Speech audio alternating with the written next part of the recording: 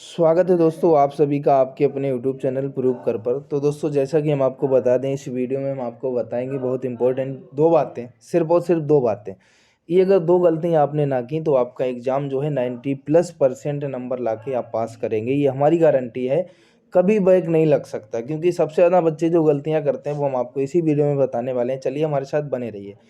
देखो हम आपको बता दें, सबसे पहले तो दोस्त गलती क्या होती है आपसे, गलती आपसे ये होती है, जैसे आप एग्ज़ाम देने जा रहे हैं वीटीसी का, हम देख रहे हैं कि आप लोग सिर्फ और सिर्फ ऑप्शनल पढ़ने पर जोर दे रहे हो। एक गलती आप ये कर रहे हो, सबसे बड़ी गलती ये है कि ऑप्शन वाले क्वेश्चंस को पर ही आप जोर दे रहे हैं। एक गलती आपकी ये है। आपको हम समझाना ये चाहेंगे, आप डीएलएड का एग्ज़ाम देने जा रहे हो तो उसमें आप ये देखिए कि अगर 25 नंबर का पेपर है तो 5 ही तो ऑप्शनल आने हैं, 20 नंबर का तो आपको थ्योरेटिकल ही लिखना है। तो आप गलती एक सबसे बड़ी ये कर रहे हो। दूसरी चीज़ हम आपको बता दें, अगर जो 50 नंबर वाले पेपर हैं उसमें 15 ही ऑप्शनल आने हैं, 35 आपको थ्योरेटिकल ही लिखना है। अब आपको हम बताते क्या है, ये तो आपकी गलती हो गई। अब आप इस गलती को कैसे सुधारें? सबसे पहले तो हम आपको ये बता दें कि आप लॉन्ग आंसर पढ़ना आप स्टार्ट कर दीजिए, क्योंकि आपके पास समय नहीं है। मान लीजिए कि आपसे कहीं ये पूछ लिया गया कि सूर्य सौरमंडल का ग्रह है या तारा है। अब आपको ये पता है कि तारा है तो आप कर देंगे आंसर कि तारा है, सूर्य तारा है, ग्रह नहीं है। लेकिन अगर आपसे हम ये कह दें कि सौरमंडल क्या है तो फिर आपको गड़बड़ हो जाएगा आपका। अब आपको हम एक चीज़ बताते हैं, सौरमंडल में ही जब आप पढ़ेंगे तो भी आपको पढ़ने को मिल जाएगा कि सूर्य एक तारा होता है। समझ रहे हैं आप? तो जो आपको ऑप्शनल मिला था वो आपको कहाँ कंप्लीट हो गया? सौरमंडल। जब आपने पूरा लॉन्ग आंसर पढ़ा उसमें आपको कंप्लीट हो गया। कहने का मतलब ये है कि जब आप लॉन्ग आंसर पढ़ेंगे तो आपको शॉर्ट आंसर उसी से कंप्लीट हो जाते हैं।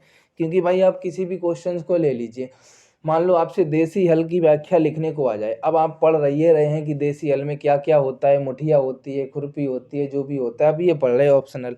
और अगर आप पूरा देसी हल का व्याख्यात्मक प्रश्न पढ़ लेंगे कि देसी हल क्या होता है, उसमें आपको हर चीज़ पढ़ने को मिल जाएगी कि देसी हल में क्या क्या होता है।